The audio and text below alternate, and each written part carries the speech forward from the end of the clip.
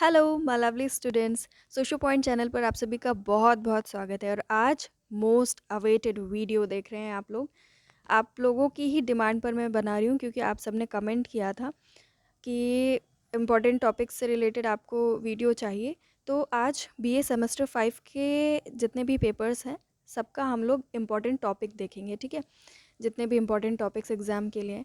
देखिए, जितने भी आपको मैं इम्पॉर्टेंट टॉपिक्स बताती हूँ वो इसी बेस पर बताती हूँ जो एग्ज़ाम्स में सबसे ज़्यादा रिपीट होते रहते हैं, ठीक है।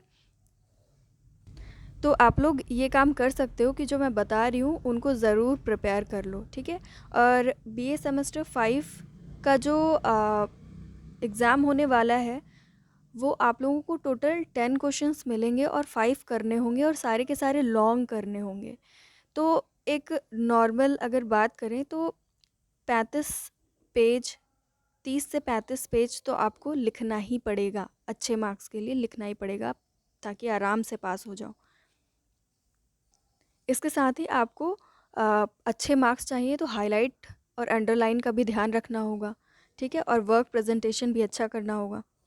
और ये वीडियो थोड़ा देर से आया है, सॉरी डिले के लिए। ऐसी कोई स्पेस नहीं है अभी मेरे पास कि मैं आराम से बैठ के वीडियोज़ आप लोगों के लिए रिकॉर्ड कर सकूं, ठीक है। बड़ी शांति वाली प्लेस चाहिए होती है।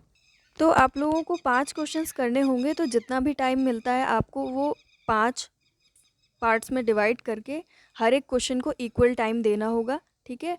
ऐसा भी मत करना कि एक क्वेश्चन आता है तो उसको बहुत अच्छे से सारा टाइम दे दो और बाकी रह जाएं, ठीक है। आपको करना ये है कि जितने भी क्वेश्चंस आते हैं सबको इक्वल टाइम दो और अच्छे से सारे क्वेश्चंस अटेम्प्ट करो। जितना भी आता है, जो भी मन में है, अगर नहीं आ रहा है कोई क्वेश्चन लेकिन फिर भी जो भी उसके बारे में इंफॉर्मेशन है उसको अच्छे से प्रेजेंट करके आप सारे क्वेश्चंस अटेम्प्ट करो, ठीक है। नहीं तो पास होना मुश्किल हो सकता है। और ये सारी बातें मैं जो जितने भी एलयू और उससे एफिलिएटेड कॉलेजेस हैं उसके बारे में ही बात कर रही हूँ, ठीक है। और आज हम लोग एलयू का सिलेबस देखते हुए सारे इम्पॉर्टेंट टॉपिक्स डिस्कस करेंगे। चलिए, ये सिलेबस आप लोग देख रहे हो पेपर 1 का, सेमेस्टर 5 पेपर 1 है ना। आपकी कितनी यूनिट्स हैं टोटल? 4 यूनिट्स हैं, ठीक है। 5 क्वेश्चंस करने हैं। देखिए, जो आपकी यूनिट 1 है उसमें आप देख रहे हैं घुरिए का कास्ट, इंडियन साधुस और रूरल अर्बन कम्युनिटी या रर अर्बन कम्युनिटी। तो इसमें जो सबसे ज़्यादा फेमस टॉपिक है वो है कास्ट, ठीक है। कास्ट पे आप अच्छे से प्रिपेयर कर लीजिएगा। मजूमदार का ट्राइबल इंटीग्रेशन आप प्रिपेयर कर सकते हो, लेकिन जो मोस्ट रिपीटेड, इसमें most important and most repeated topic है वो है कास्ट, ठीक है। इन्होंने 6 कैरेक्टरिस्टिक्स बताए हैं कास्ट के और कास्ट का ओरिजिन बताया है। तो वो सब आपको पता होना चाहिए और वो सब आपको, इतना बड़ा क्वेश्चन का आंसर, इतना मतलब इतना बड़ा आंसर लिखना है तो आपको वो सारी चीज़ें इसमें कवर करनी पड़ेंगी। और हाँ, अच्छे मार्क्स के लिए आपको हेडिंग्स अच्छी बनानी होती हैं तो ही अच्छे मार्क्स मिलते हैं, ठीक है। पैराग्राफ लिखो उसके अंदर जैसा भी, वो तो बाद की बात है, वो तो अच्छा लिखना होगा, बट हेडिंग आपकी डिफाइनिंग होनी चाहिए जिससे एग्जामिनर को ये लगे कि हाँ इसने ये डेफिनेशन डाली है, इसका मतलब उसके अंदर यही लिखा होगा। डेफिनेशन से ही पता चल रहा है कि इसको ये बताने का मोटिव है इसका, ठीक है। और फिर राधा कमल मुखर्जी का है आपका सोशल स्ट्रक्चर ऑफ वैल्यूज़ और सोशल इकोलॉजी। ये दोनों आप आराम से प्रिपेयर कर सकते हो, बहुत ज़्यादा हार्ड नहीं है। ये दोनों वीडियोस भी आपको मैंने बहुत अच्छे से समझा करके बताया हुआ है, दो वीडियोस में दोनों टॉपिक्स को, है ना। तो इन दोनों को वैसे आप प्रिपेयर कर सकते हो। अम, लेकिन इसमें सबसे ज़्यादा इम्पोर्टेंट क्या बताऊँ, क्योंकि ये दोनों ही इम्पोर्टेंट हैं, है ना। दोनों ही इम्पोर्टेंट हैं। वैल्यूज़ को आप पढ़ सकते हो पहले। इकोलॉजी भी इम्पॉर्टेंट है, ठीक है। इसलिए मैं अब ये नहीं कह सकती कि एक ही प्रिपेयर करो, ये दोनों ही इम्पॉर्टेंट है और मैंने बनाया भी हुआ है। बनाया तो इनका भी हुआ है ना। इनके भी वीडियोस आपके पड़े हुए हैं चैनल पे, सारे ही पड़े हुए हैं, यूथ को छोड़ करके सारे पड़े हुए हैं। किनशिप इन इंडिया नहीं है, चलो डीपी मुखर्जी का देखते हैं। तो ये वाला इसमें, और इनका ट्राइबल इंटीग्रेशन देख सकते हो, ठीक है। लेकिन ये सबसे ज़्यादा इम्पोर्टेंट है और इसमें ये दोनों ही इम्पोर्टेंट हैं। फिर कल्चर एंड डाइवर्सिटीज़ इम्पॉर्टेंट है इनका, ठीक है। और कल्चर एंड डाइवर्सिटीज़ जब आप बताओगे ना तो आपको मॉडर्निटी भी इनका पता होना चाहिए। ठीक है? तो इन दोनों को आप अच्छे से प्रिपेयर करो और इसको पढ़ लेना, ठीक है? ये पढ़ लेना। वैसे ये आपके लिए थोड़ा टफ पड़ेगा लॉन्ग लिखने में, तो इसको छोड़ भी सकते हो क्योंकि वैसे भी आपको इतना चॉइस मिल रहा है, 5 क्वेश्चंस ही करने हैं, तो इसी को प्रिपेयर कर लो, ठीक है? इन दोनों को। सब चैनल पे सर्च कर लेना, प्लेलिस्ट में सब कुछ पड़ा होगा बीए सेमेस्टर 5 का, उसका लिंक दे देती हूँ मैं इसी वीडियो के डिस्क्रिप्शन में। इरावती कर्वे का किनशिप इन इंडिया इम्पॉर्टेंट है, ठीक है? इंडियन फैमिली उतना ज़्यादा पूछा नहीं गया है, पूछा जाता है बट उतना ज़्यादा इम्पॉर्टेंट नहीं है जितना कि इस यूनिट की अगर बात करें तो इसमें किनशिप इन इंडिया बहुत इम्पॉर्टेंट है। उसका वीडियो मैं देने वाली हूँ आपको बस 1-2 दिन में, ठीक है? जैसे ही आ जाएगा मैं इस वीडियो के भी डिस्क्रिप्शन में उसका लिंक आपको दे दूँगी, ठीक है? तो कितने क्वेश्चंस हो गए इसमें? 1,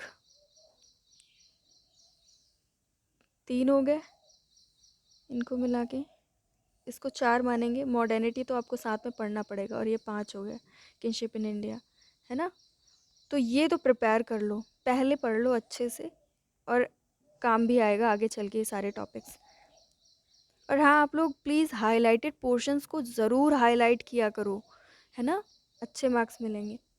हाइलाइट आप अंडरलाइन भी कर सकते हो, सारा लिख लो, सारा पेपर पूरा कर लो, उसके बाद आप अंडरलाइन भी कर सकते हो या फिर ब्लू ब्लैक पेन का यूज़ करते हुए ब्लैक से हाइलाइट करो। सारा ब्लू से लिखो और ब्लैक से हाइलाइटेड पोर्शंस लिखो, ठीक है? अगर आपकी प्रैक्टिस नहीं होगी तो आपको वैसे बहुत टाइम लगेगा पेन चेंज करने में, लेकिन अगर आपकी प्रैक्टिस है पेन चेंज करके हाइलाइटेड पोर्शन को ब्लैक से लिखने की, तो आप आराम से अच्छा पेपर कर सकते हो, है ना?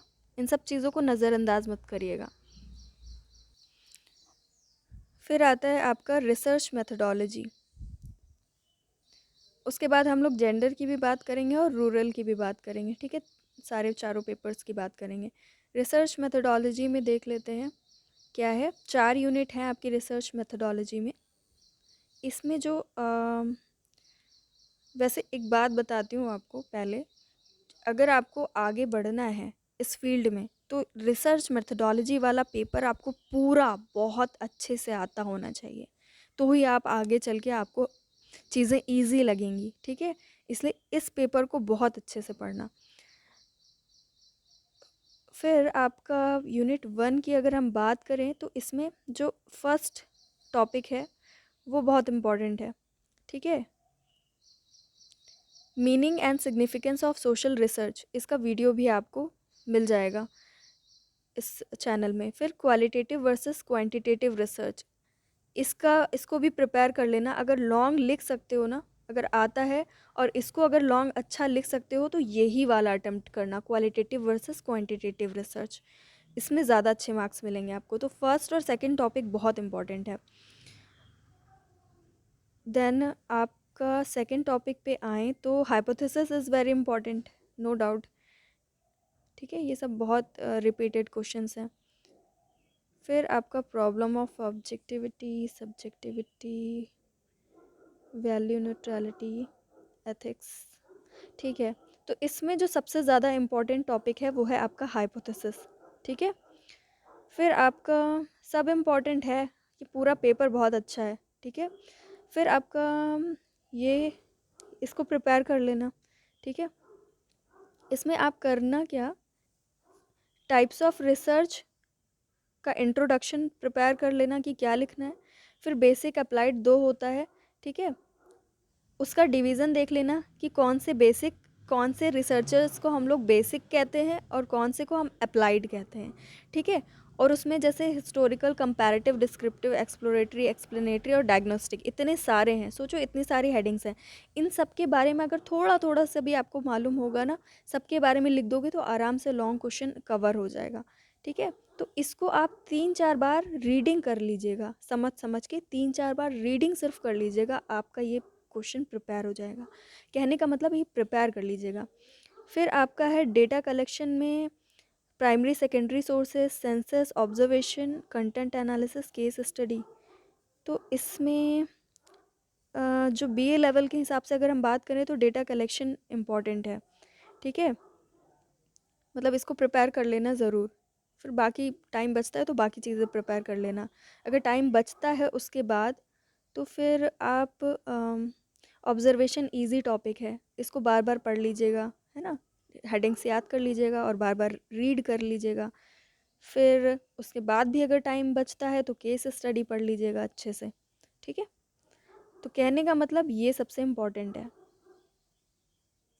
तो हम लोगों ने देख लिया क्या क्या इम्पोर्टेंट है, फिर से देख लेते हैं एक बार। इसमें topic first and topic second prepare कर लो, इसमें हाइपोथेसिस प्रिपेयर कर लो, ठीक है, और सब्जेक्टिविटी ऑब्जेक्टिविटी अगर अच्छा क्वेश्चन लिखा हुआ है तो वो ज़रूर प्रिपेयर कर लो, ये पूरा, और डेटा कलेक्शन पढ़ लो, ठीक है। फिर अब हम लोग जेंडर की बात कर लेते हैं। इसमें भी आपके 4 यूनिट्स हैं, ठीक है, इम्पॉर्टेंट देख लेते हैं। जो आपका फर्स्ट यूनिट है उसमें आप जेंडर वर्सेस सेक्स, एक कल्चर से रिलेटेड है, एक बायोलॉजी से। तो आपका ये जो फर्स्ट टॉपिक है वो इम्पॉर्टेंट है। देन सबसे ज़्यादा इम्पॉर्टेंट जो फर्स्ट टॉपिक है वो ही है। फिर अगर हम सेकंड की बात करें तो आपका सोशल कंस्ट्रक्शन ऑफ जेंडर, ठीक है, इसको आप प्रिपेयर कर लेना। फिर आपका आता है सेकंड यूनिट, इसमें सेक्सुअल डिवीज़न ऑफ लेबर, ये, ठीक है, और सोशलाइजेशन एंड जेंडर, ये, ठीक है, ये आप प्रिपेयर कर लेना। फिर आपका ये तो आपको पूरा पढ़ना पड़ेगा, ठीक है, ये मतलब इम्पॉर्टेंट है, third unit is very important. फिर